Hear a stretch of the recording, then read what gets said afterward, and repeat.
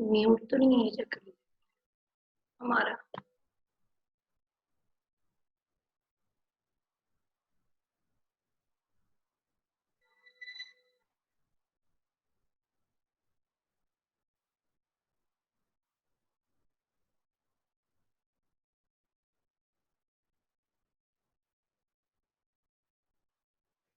Start हो। Assalamu alaikum, Bacho. I hope you all are well. And last time we did Mycobacterium. Now you have started with the spirochetes, and you have done with the syphilis with Dr. Rouge. Today we will do another. Today we will do another syphilis. Sorry, another spirochete, that is Borrelia burgdorferi. Spirochetes associated with the human diseases are Treponema pallidum, which causes syphilis, Borrelia burgdorferi, that causes Lyme disease, and Borrelia recurrens, that causes relapsing fever, and Leptospirea enterogens, that cause leptospirosis. The overview or the generalized characteristics of the spirochetes are that they are gram-negative, and spirochetes basically means coiled hair, and it's from a Greek word. And they are extremely long, thin, and they are tightly coiled like helical cell structure, and they are motile by periplasmic flagella, axial fibrillars or endoflagella. Outer sheath encloses the axial fibrils. These are the basic general points which all spirochetes usually inherit. Coming back to the Borrelia, it's basically causes Lyme disease in humans, and the Lyme disease is named after a town in Connecticut, and it's most commonly found vector-borne disease in USA and other world. Lyme disease basically transmitted by the hard body ticks, and these are the basically vectors. And nymph stage are usually more aggressive for feeders, and nymph stage generally too small is disconcerned with unaided eye. And for these reasons, nymph stages transmit more pathogens. White-footed mice and other rodents, deers, domestic pets, or shell ticks are the most common reservoir. In order to cause the disease, they need after tick they need definite hosts, that are mammals, and either they are humans or some other mammals. About the Lyme disease, it's basically started its course from the tick bite, and then to the skin. From the skin, it gets penetrated after the bite of the tick, and then it gets disseminated in the blood. Once it is in the blood, it can move to any organ of the body according to the stage of the disease. Lyme disease is basically characterized by three types of stages. The first one is benign, and it usually comprises of fever or malaise that is generalized, and along with that, it's containing skin lesion where the bite is there, called as erythema corneum migrans. And initially, a unique skin lesion is there with a generalized malaise. The lesion with tick bite is there is a bull eyes appearance. I will show you in the later slides how it seems like. And it's not seen in all the infected hosts, but yes, in some it's very prominent. And the lesions are periodically reoccurring. It usually occurs in 3 to 30 days of getting the tick bite. This rash is macular rash, and it appears usually on arms or in the foot or the lower legs, which are more exposed. Second stage is called early disseminated disease, and it usually comprises of dissemination to the neurological systems or the cardiac involvement. These are the two organs which are getting infection by disseminated disease pattern. Subsequently, stage in seen in the 5 to 15% of the patient, and where the Bell's palsy is there, if the neurological disorders or neurological organs are involved, like neurons of that particular area or the nerves. And then cardiac involvement is, if there is cardiac involvement, myocarditis will be there. In the stage 3, latent phase, the third stage involves migrating episodes of non-destructive but painful arthritis.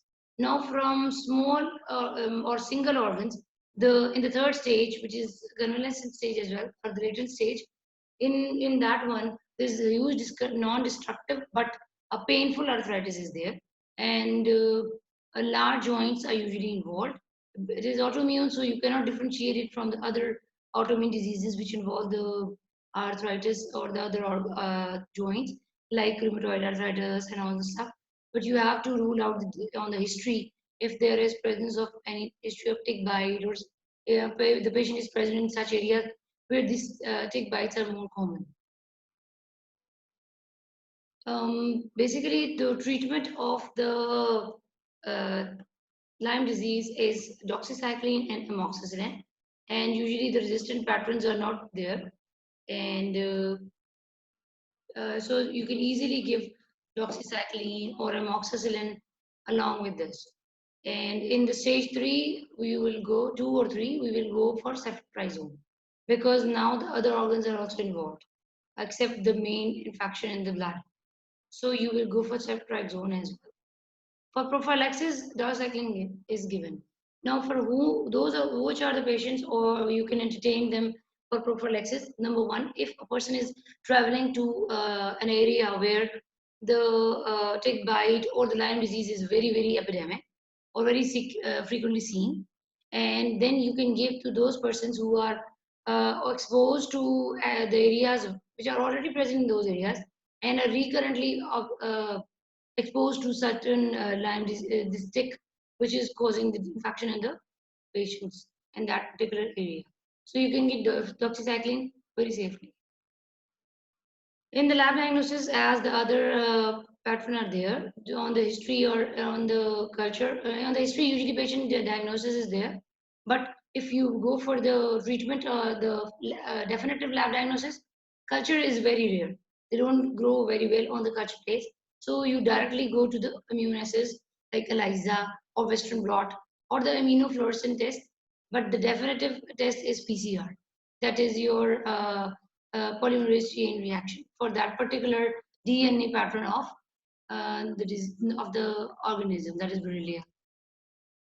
In patients, IgG and IgM and IgG are usually the main points to diagnose. In 3 to 6 weeks of infection, IgM will be appearing, while after 30 days, IgG is reliable and definitive diagnosis. The presence of IgG after 30 days.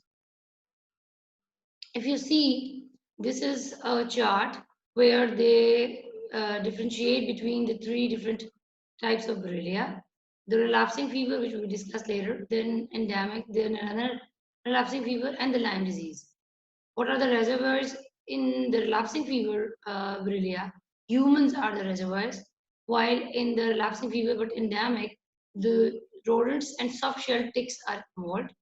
And in Lyme disease, it can be rodents, deer, domestic pets, or hard-shelled ticks, as I told you before. Or now, what are the vectors? These are different type of ticks which are involved in these particular Borrelia. That is body loose, and then soft-shelled ticks and the hard-shelled ticks. So this is the way they differentiate the epidemic personals in order to differentiate between the three of them. If you see, this is erythema corneum migrans of the Lyme borreliosis. The Lyme disease is also called as Lyme borreliosis after the name of the bacteria which is causing this disease. If you see, this is the bullseye appearance, which I told you before. In the bullseye, if you see, the inner part is light, the outer border is dark. Same is there in this condition.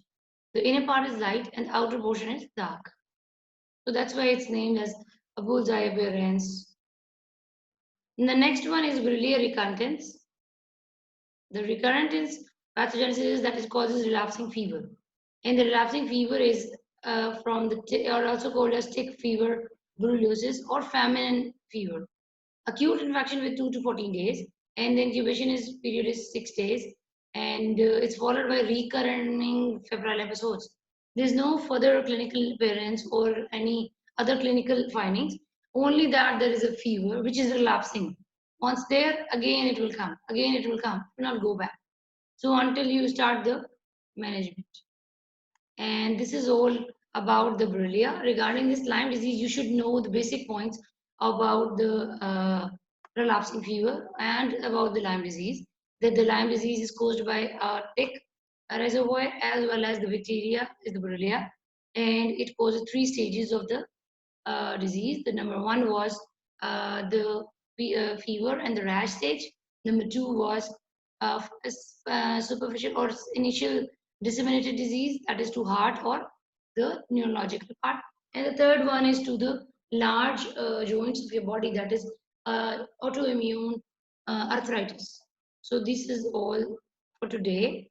Now I will like to ask you something regarding up the lectures up till now.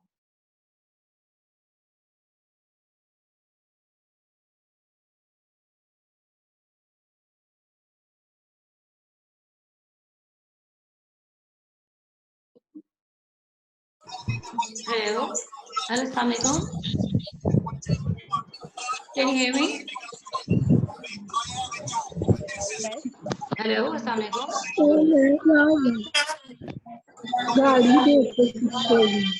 Hello.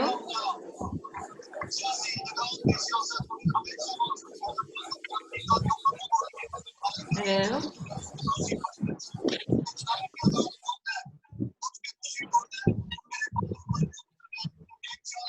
Hello.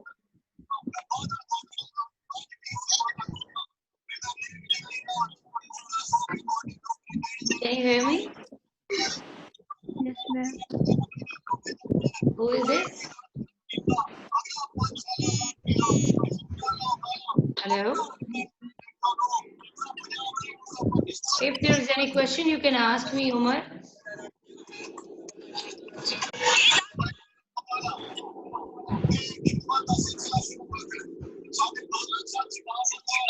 Hello.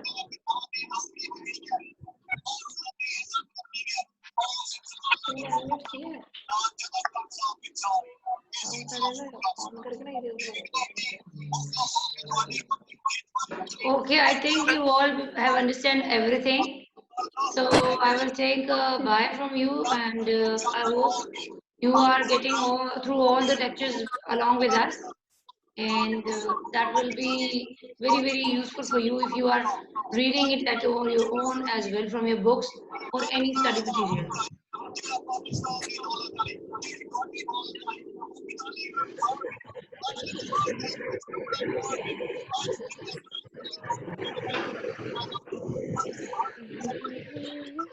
Laugh with me.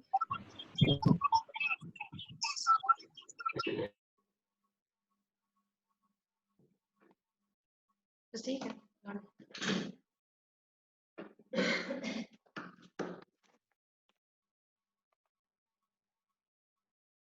Launch के लिए director का बच्चों का लगा